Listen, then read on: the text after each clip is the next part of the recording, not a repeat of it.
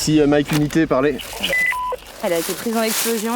Elle a donc eu une plaie au niveau jonctionnel, hémorragique, des brûlures au niveau des 2 tibias. Je lui ai passé, donc depuis qu'on est arrivé, une sirette de morphine, un premier SSH et là on est sur le 2e SSH. Je lui ai passé 2 grammes d'hexacil et 0,05 d'adrénaline. Au niveau neuro, elle était bien, pas de troubles sensitivo-moteurs. Sa fréquence respi était à 30, sa fréquence cardiaque a été à 120. Tu me confirmes, t'as passé... Bonjour à tous, pour ce nouvel épisode de Rétexte, nous allons vous plonger au cœur de l'exercice annuel de médecine de combat Exosan, organisé sur le camp militaire de la Valbonne. À travers une douzaine d'ateliers consacrés notamment au combat urbain, à la guerre de tranchées ou encore à la transfusion à l'avant, les futurs médecins, pharmaciens et infirmiers des armées vont être formés à la prise en charge des blessés dans un contexte de haute intensité. Un exercice ambitieux conduit par le médecin général inspecteur Guillaume Pelé de Saint-Maurice, directeur de l'Académie de santé des armées. Nous le rejoignons, il nous attend.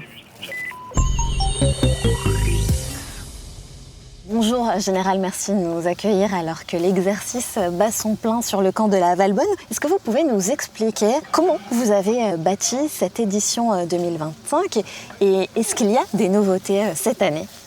Le principe d'Exosan, c'est de transmettre à nos élèves les savoir-faire de la médecine du combat. Exosan existe depuis 2010.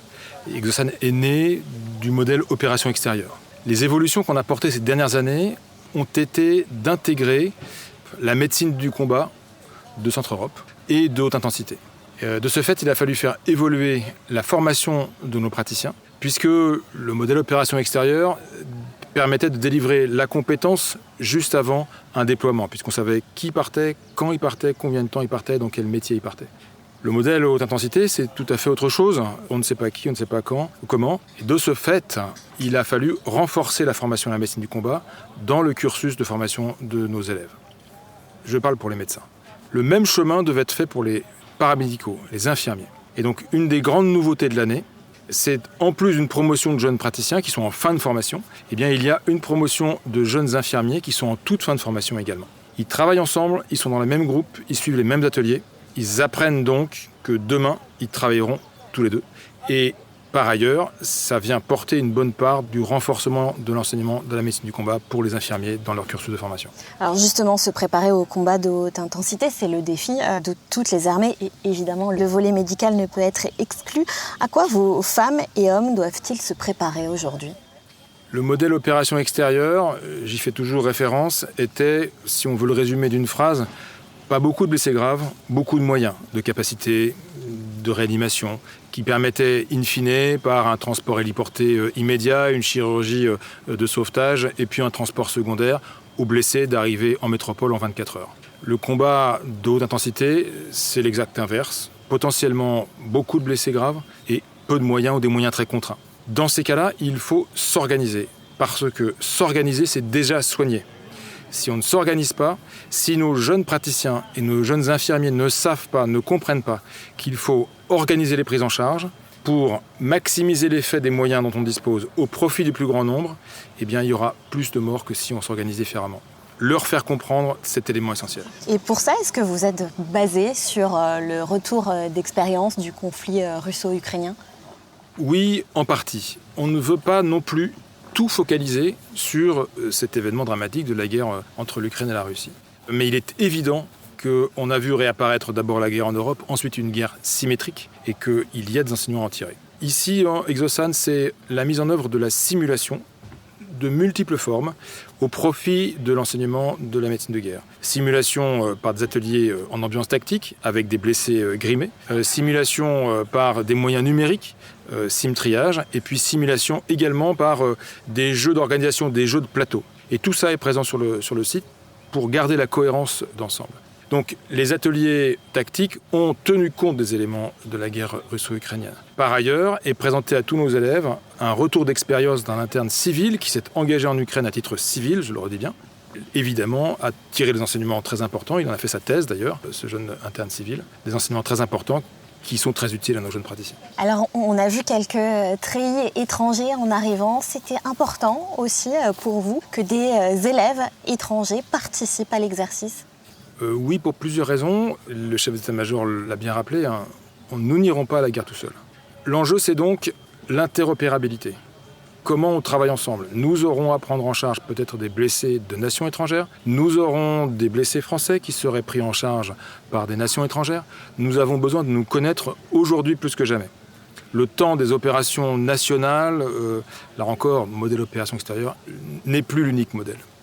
Pour les Français, vous connaissez notre propension à bien parler anglais. L'enjeu, c'est aussi la langue. Et la langue de travail internationale, occidentale, c'est l'anglais. Donc l'enjeu a été d'inclure et d'inviter des élèves d'académies de santé militaire étrangères, 4 nations, Allemagne, Royaume-Uni, États-Unis et Belgique. De les mélanger dans des groupes internationaux avec des étudiants français en leur donnant comme langue de travail l'anglais pour qu'ils travaillent ensemble dans cette langue-là. Ça, c'est la première chose. Le deuxième enjeu, c'était que ces groupes ont suivi exactement le même parcours de formation que les autres. Et passant atelier après atelier, les formateurs et les professeurs de l'école du Val-de-Grâce de chacun des ateliers devaient eux-mêmes passer à une pédagogie en anglais, en langue anglaise, pour chacun de ces groupes. C'est donc bien un effort qui est demandé à nos jeunes et aussi à ceux qui portent l'expérience. Quelles sont vos premières observations, justement? Est-ce qu'il y a des choses à travailler, améliorer? J'imagine que oui, c'est aussi le principe d'un exercice. Je commencerai par un succès.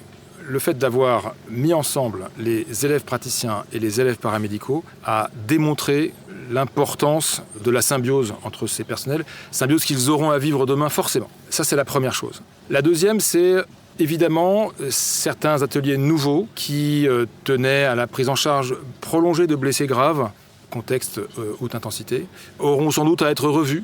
Ils ont permis de trouver des moyens de transmettre des compétences très utiles, mais peut-être qu'il faudra en modifier la matière pédagogique, on va dire. Alors merci Général, je pense que maintenant on va aller observer et échanger avec ceux que vous avez mis à l'épreuve. Merci. Avec plaisir. Yes. Thank you. Here, Alicia.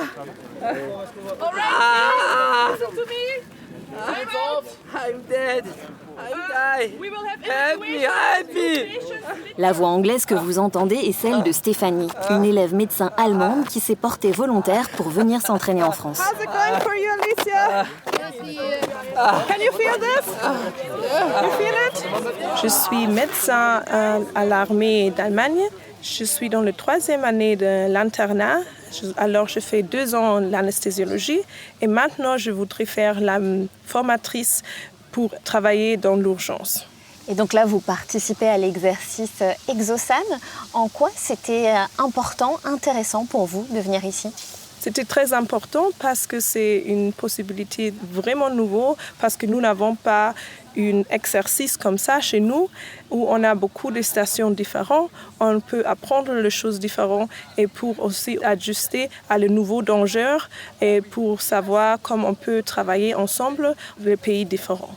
Qu'est-ce qui vous a le plus intéressé dans les différents exercices ateliers que vous avez faits ? Lequel m'a plus intéressé? Je pense que le tranché, parce que c'était vraiment en haute intensité. On a été vraiment dans la chaleur. Il n'y a pas beaucoup de place. On a beaucoup de blessés. Et c'était vraiment comme on peut pense que ça sera vraiment en réalité. Et là, il y a aussi beaucoup d'instructeurs, les formateurs qui sont là avec chaque patient, avec chaque personne aussi pour lui donner le feedback. Alors, c'était vraiment une bonne possibilité d'apprendre les choses nouvelles, de le pratiquer aussi et d'avoir un feedback pour savoir si c'était très bien. Alors justement, est-ce que vous avez retenu des choses? Est-ce qu'il y a déjà des enseignements que vous allez garder et que vous allez peut-être exposer à vos collègues en Allemagne? Il y a beaucoup de choses que j'ai appris ici. Il y a beaucoup de choses que je voudrais me ramener en Allemagne. Est-ce que du coup, pour l'année prochaine, vous pourrez conseiller à d'autres camarades allemands de venir si l'occasion se présente? Définitivement, je vais le faire parce que c'est vraiment une bonne possibilité d'apprendre de nouvelles choses, de faire la interopérabilité, les collaborations avec le français. Et j'espère qu'on peut rester comme ça en collaboration et que nous avons la possibilité de retourner et avoir la possibilité de faire les choses comme ça ensemble parce qu'on ne fait pas la guerre seul, mais nous sommes ensemble.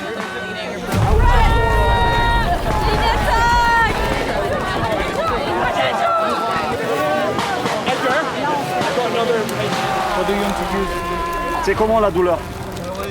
Analgesia, what do you want to use? I'm gonna do morphine. Okay. Écoute, je vais te faire la morphine. Ça va te soulager un petit peu, Arnaud, ok? Ça va aller mieux? Ouais, ça va aller un peu mieux. Je vais te préparer dès que je peux. Allez, sois courageux, on va y aller. Allez, Ouais, ça marche. allez, je vais te poser une voix. Reste avec moi, regarde-moi. Regarde-moi. Ok. J'ai peur de mon bras là. Non, c'est bon, Arnaud. Ok. On va partir d'ici, ok? Ok, ça marche. J'ai l'oreille qui siffle de plus en plus à droite. Ok, on va s'en occuper de ça. Écoute, le plus important c'est qu'on s'en occupe des plaies, ok? Ok. Allez, reste avec moi. Ouais. On va s'en sortir d'ici, ok? Ok. Oui. On est sur un atelier d'attaque de drone dans une tranchée. Donc il y a 10 blessés qui vont être pris en charge par un groupe de 14 étudiants, un binôme médecin-infirmier. Et ils vont devoir gérer finalement 10 blessés dont 8 très graves pour savoir d'abord les mettre en sécurité dans un endroit safe comme on peut avec des filets anti-drone et de pouvoir faire les premiers gestes d'intervention pendant une durée qui va être déterminée par notre équipe qui jusqu'à environ 30 minutes avant les premières évacuations. Et donc là, ils vont devoir gérer dans un contexte de stress aigu, de cris comme on peut entendre, les gestes de sauvetage. D'abord le contrôle hémorragique, le contrôle des voies aériennes, la stabilisation des douleurs et prendre en charge aussi un patient par exemple prostré, psychiatrique, qui va être en état de sidération, qui peut altérer. Donc c'est une gestion finalement de groupe avec un leader, médecin, qui va devoir gérer son équipe pour organiser au mieux ses ressources qui sont limitées, avec des moyens qui sont limités. Donc qui on priorise, qui on traite en premier, qui peut-être on décide de ne pas traiter parce que c'est trop dépassé, parce qu'on n'arrivera pas, parce qu'on n'a pas les moyens de le faire. Donc c'est à eux de gérer ça. Et donc là, ça va durer une trentaine de minutes. Et après, une fois que les premières évacuations vont être faites, ils vont devoir sélectionner les 2 patients après, ils vont les faire sortir. Et après, on pourra débriefer sur pourquoi ils ont fait ça. Parce que finalement, il faut qu'on ait leur état d'esprit, parce que finalement, il n'y a pas de mauvais choix. On fait des choix par défaut. Voilà. On l'entend, il y a des tirs, il y a des cris, on voit de la fumée, on la sent. Ça, c'est des paramètres qui peuvent avoir un vrai impact sur la prise en charge. Oui, parce qu'en fait, le but, c'est pas de les mettre dans des conditions autonomes, dans un hangar, ils arrivent. Non, il faut qu'il y ait des conditions de stress, parce que c'est ce qu'on peut rencontrer sur des théâtres. On est là pour préparer la haute intensité, donc prise en charge multiple de blessés, dans un contexte, donc il y a de la fumée, des tirs, il y a des drones qui vont repasser à certains moments pour qu'ils doivent se couvrir, se protéger eux-mêmes, parce que c'est une ressource qui est probablement plus importante qu'un soldat, un médecin. Donc il doit d'abord se projeter lui-même, donc peut-être à un moment arrêter les soins, se mettre en sécurité et reprendre quand le drone est repassé. Et donc voilà, c'est toute une gestion, il faut apprendre à faire ça. Donc il faut les mettre dans les conditions les plus réalistes possibles, et c'est ce qu'on fait au cours des 3 jours de formation. Les stagiaires sont encadrés par près de 160 formateurs, dont 50 professeurs agrégés du Val-de-Grâce. Ils vont prendre en charge au total 430 blessés de guerre simulés. Cela représente près de 100 blessés par jour. Une expérience inédite vécue par Marine et Paul. Je suis élève sous-officier infirmier en 3e année, donc je termine ma formation qui se passe à Lyon, à l'école du personnel paramédical des armées. Qu'est-ce que vous venez chercher pendant un exercice tel qu'Exosan ? On vient chercher vraiment le côté technique, parce que c'est l'occasion de mettre en pratique finalement ce qu'on a appris pendant nos 3 ans de formation, au niveau sauvetage au combat, au niveau technique justement. Cette partie technique, mais aussi cette partie relationnelle avec les médecins, qu'on n'a pas forcément l'occasion d'avoir pendant nos 3 ans de formation, parce qu'on est formé certes au même endroit géographique, mais finalement on n'a jamais de formation ensemble en binôme, des activités ensemble communes infirmiers-médecins. Donc c'est l'occasion justement de faire ce binôme et de créer cette relation qu'on aura à retrouver dans nos carrières respectives. Justement, vous l'avez expérimenté puisque l'exercice a commencé depuis quelques jours. Vous en tirez déjà des bénéfices, des enseignements ? Absolument, oui. On y arrive presque au terme d'ailleurs et on en a tous tiré énormément de bénéfices finalement, avec justement ce côté relationnel, ce côté de polyvalence, tant dans la relation avec le médecin, une relation certes qui est hiérarchique, mais qui est aussi très complémentaire dans nos compétences soignantes. Donc on en sort plus enrichi à ce niveau-là, mais aussi donc au niveau technique, au niveau de la prise en charge, au niveau de nouveaux contextes qu'on découvre aussi, avec contexte de haute intensité. Voilà, c'est quelque chose de très enrichissant.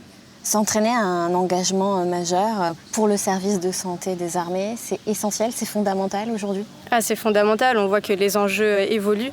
On ne se retrouve pas avec les mêmes situations de combat, de conflits qu'on a retrouvés il y a 10 ans par exemple. Donc les doctrines évoluent petit à petit, tant du côté combat que du côté santé. Donc c'est très important de s'adapter aussi à ce nouveau contexte, au niveau technique, mais aussi au niveau environnemental, comment s'organiser au niveau matériel, humain aussi. Donc c'est vraiment nécessaire. Ouais. Je suis l'interne des hôpitaux des armées Paul. Je suis interne en médecine générale, actuellement affecté à l'hôpital national d'instruction des armées Bégin.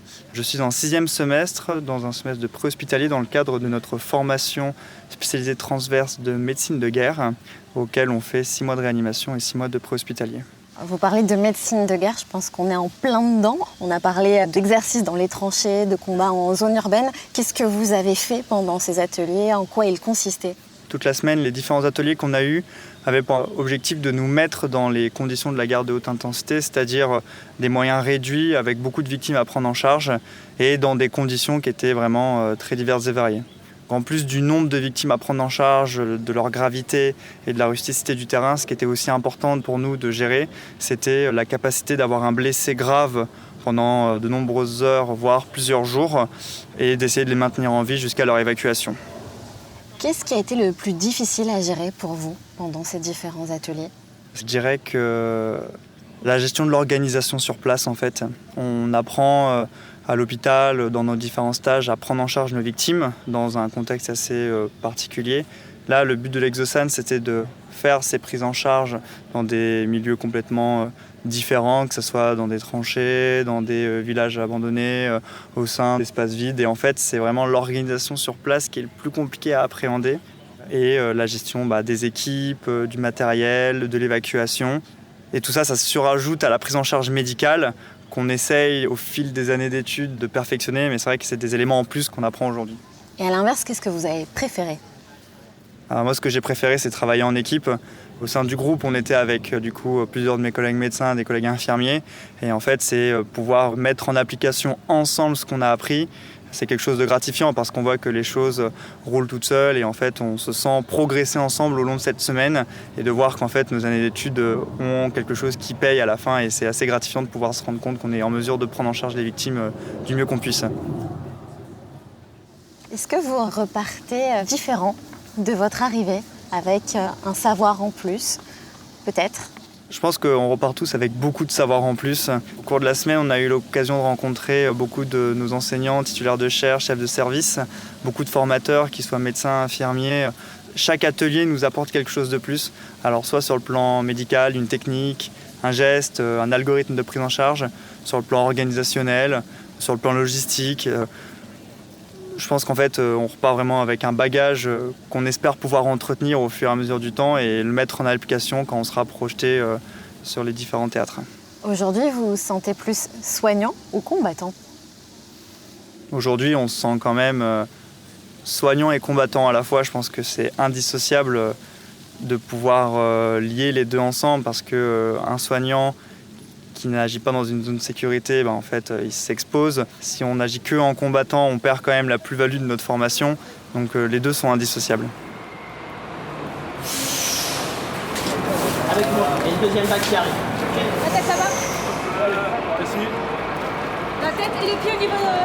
La tête par là, les pieds mal. Pas d'explosif, pas d'armement. Pas d'objet contendant. Ah, j'ai rien. Rien? Mal. Ok. Mal. CP1 clair.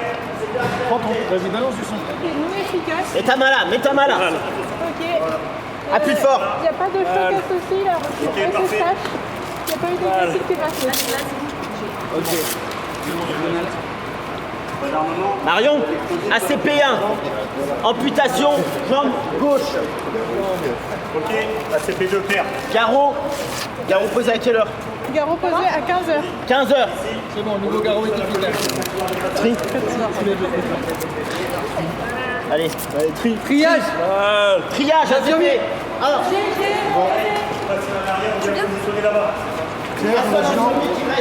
Là, ici, clair.